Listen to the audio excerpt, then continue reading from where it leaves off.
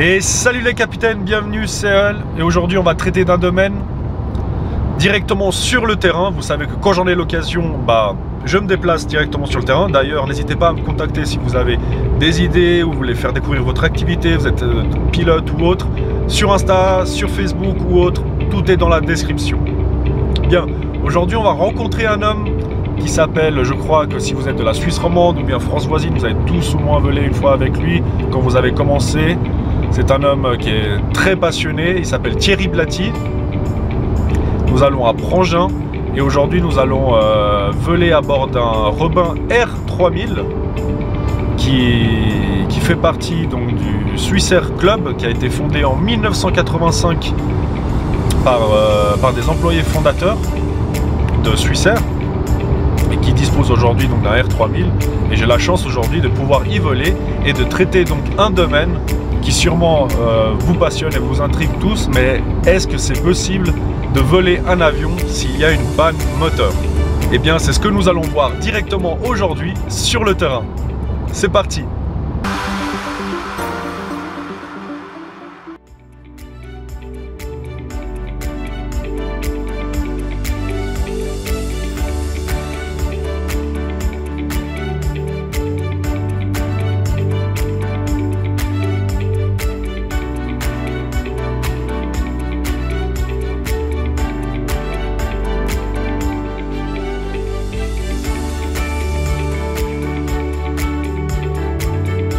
Thierry, présente-toi un peu à l'Ondios en quelques mots. Je m'appelle Thierry Blati, je fais de l'aviation depuis 35 ans, je suis un ancien mécanicien d'aviation qui par la suite a fait instructeur de vol. Ma femme et moi on a une petite école, un avion, c'est pas beaucoup, mais au moins c'est un peu en famille. Tu as créé Good Flight depuis peu, peux-tu m'en dire un peu plus concernant ce projet dans la région? Alors, Good Flight, une petite société, on a fait une SARL, on a acheté un avion pour voler aussi, mais initialement le projet Good Flight était pour faire la théorie licence PPL avec des, disons, plus personnalisés pour les gens, avec des nouvelles méthodes didactiques et pédagogiques, ce qui est un peu dans les écoles standards où on est un peu avec des vieilles méthodes, ce qui correspond moins ou plus trop aux aspirants pilotes d'aujourd'hui. Donc aujourd'hui on va parler d'une panne moteur. Est-ce que selon toi une panne moteur en plein vol est-il vraiment péjoratif? Alors, ces avions planent très bien avec un moteur arrêté. C'est ce qu'on va voir avec Marco aujourd'hui, le Robin 3000, que on sera dedans, et on va faire des images avec le petit Tecnam. Ça plane très bien. Un exemple, Marco vous en parlera plus tard, de l'Air Transat, un A330 qui a plané à peu près pendant 200 km parce qu'il avait une fuite d'essence et ils ont plané jusque sur des îles de l'Est Atlantique. 80 points de décision. On a fait le sol. 125 et hop.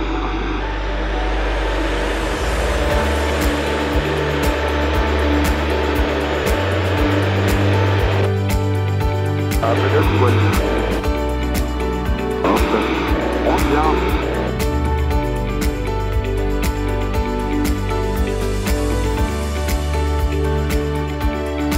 Bon, c'est les licences, ainsi que vent arrière 04. La croix totale Kilo Juliette Romeo, on s'aligne, on décolle 04, on va quitter sur le lac. Donc là tu es d'accord, on va simuler une panne moteur, c'est bien ça? On va simuler une panne moteur simulée, pardon. Nathalie Michael, report Fribourg Biwa. Next Fribourg Biwa, Nathalie Michael.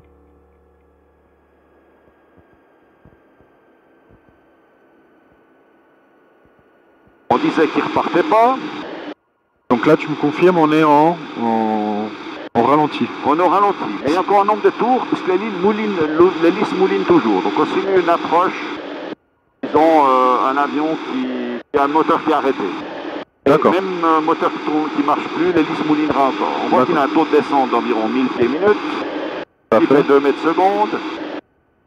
On a la vitesse de meilleure planée que 160, il est réglé là.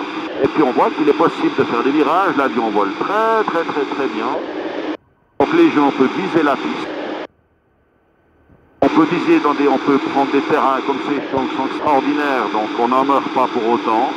Donc là, voilà, si vous voyez l'hélice qui tourne, c'est normal, c'est l'hélice qui mouline. Ouais, en fait, Mais- l'air l'entraîne, c'est comme des roues de voiture à la descente. Mais vous voyez ici, donc le moteur est bien à plat, enfin dans le sens on a mis le gaz moteur au bout. Je reteste le moteur parfois avant qu'on soit trop bas. Et l'avion plane même sans le moteur. Par exemple, on peut viser des champs, on a tout son temps. Et quand on sait qu'on fait le champ, on peut mettre des flaps, on met des volets. Donc dans cette situation-là, il faut bien trouver une vitesse de planer, choisir un lieu pour atterrir qui ne soit pas un champ. Dans ce cas précis en Suisse, on a énormément de champs, entre autres, en plaine surtout. Et on peut choisir un champ et s'y établir en choisissant toujours une vitesse de planer safe. Voilà. On regarde sa vitesse, on ajuste les flaps en conséquence, là comme il est en train de le faire. D'accord. Je fais les pleins volets, je prends la vitesse d'approche gentiment. Exactement. Pas besoin de prendre la meilleure finesse, parce que maintenant on sait qu'on fait les champs à côté de l'autoroute, à gauche de l'autoroute. On approcherait sur les champs sans problème. Voilà, maintenant on va faire une remise de gaz, on va pas aller bas, c'est pas la peine d'embêter les riverains aussi. Tout à fait. Donc on met plein de puissance, on met les volets, le collage. Hostel Bravo Kilo, Foxtrot, Oscar, from Geneva. Voilà, et maintenant on part. Donc là vous avez vu, on a mis les moteurs complètement à plat, donc en mettant les gaz au ralenti. C'est comme si on simulait une panne moteur.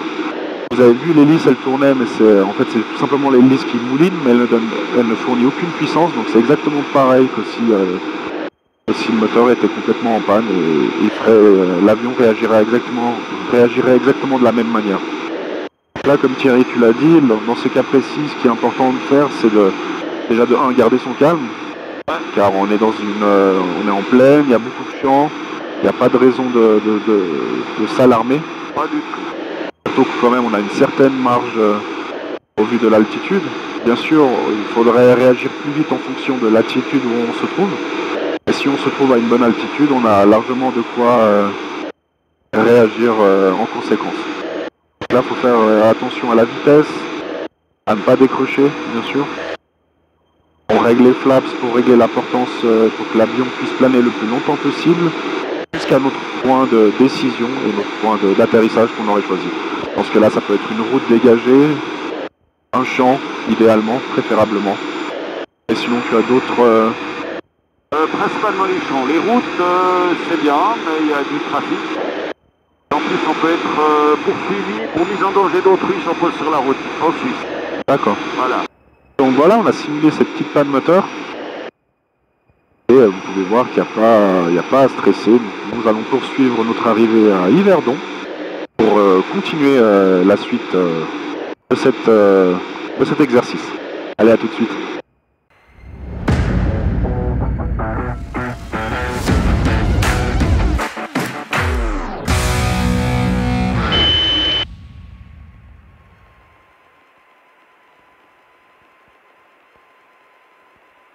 Donc nous voilà en bout de piste de l'aérodrome d'Yverdon. Il y a de la bise aujourd'hui, c'est quelque chose qui est très propre à la région où on se trouve actuellement.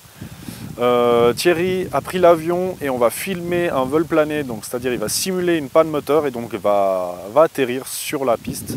Vous allez voir, il va essayer d'atterrir donc en simulant comme s'il n'avait pas de moteur allumé. Ça sera un vol plané, il va ajuster sa vitesse et les flaps en conséquence comme nous avons vu en vol tout à l'heure juste en haut. Il s'approche, vous pouvez entendre, donc c'est un vol plané. Actuellement sans moteur donc. Et vous avez vu donc, il a atterri de manière safe sur l'aérodrome d'Yverdon. Bon, je ne sais pas si vous avez pu m'entendre tout à l'heure parce qu'il y a pas mal de bises, mais en soi l'exercice que vous venez de voir, c'est l'exercice donc simulé par Thierry. Il a atterri sur l'aérodrome d'Yverdon donc en simulant une panne moteur, donc il était totalement en vol plané depuis la base. Et vous avez pu voir qu'il a pu effectuer son toucher de manière sécuritaire, safe. Et donc voilà. C'était même un excellent toucher, donc bravo Thierry pour cet atterrissage réussi. Je vous mets quelques images bonus de cet aérodrome en ce moment.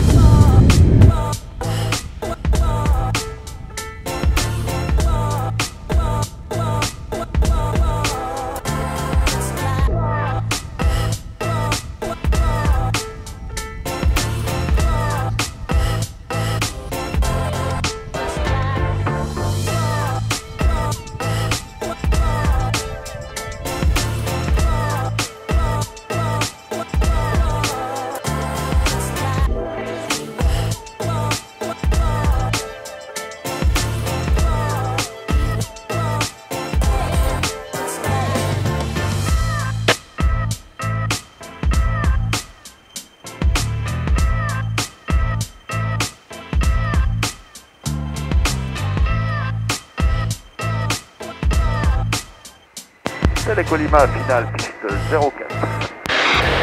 Et donc voilà, nous voici en finale. Nous avons effectué nos exercices. Vous avez pu voir aussi Thierry atterrir en planée tout à l'heure. Et là, nous arrivons pour cette fin de vidéo reportage. Vous pouvez voir, la piste est très très courte ici à Prangin.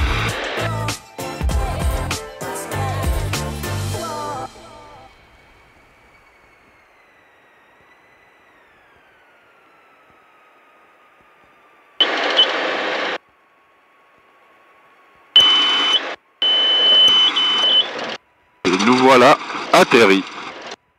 Et on se retrouve plus tard. Le vol Air Transat 236 entre Toronto et Lisbonne, assuré par un Airbus A330 le 24 août 2001, s'est retrouvé littéralement en panne de kérosène au-dessus de l'océan Atlantique avec 306 personnes à bord. Il y avait apparemment une fuite de 4 litres par seconde. C'est un véritable exploit car le commandant de bord et son copilote ont été récompensés en 2002 pour avoir effectué le plus long vol plané de l'histoire aéronautique pour un avion de ligne. 21 minutes exactes. Et bien sûr, par la suite, on réussit à poser l'appareil sur une piste d'atterrissage aux Açores. Pas mal pour une machine pouvant faire jusqu'à 233 000 kilos. Pour la petite anecdote, nous étions, sauf erreur, pas loin des 1000 kilos avec le Robin tout à l'heure. Abonne-toi et partage la vidéo autour de toi pour aider le projet de ma chaîne. Ce projet est de partager un maximum d'histoires humaines quand je le peux, dans la région, dans plein de lieux différents, dans notre belle planète Terre, évidemment, tout en incluant des sujets didactiques qui, j'espère, vous plairont. Et pour ceux qui découvrent ce monde et peut-être ont encore des avis stigmatisants sur ce secteur, eh bien, réussir à vous faire changer d'avis. Toutes les infos nécessaires pour la petite école de Thierry sont dans la description et je vous dis à très vite pour une prochaine vidéo Aviatips. Ciao pilote!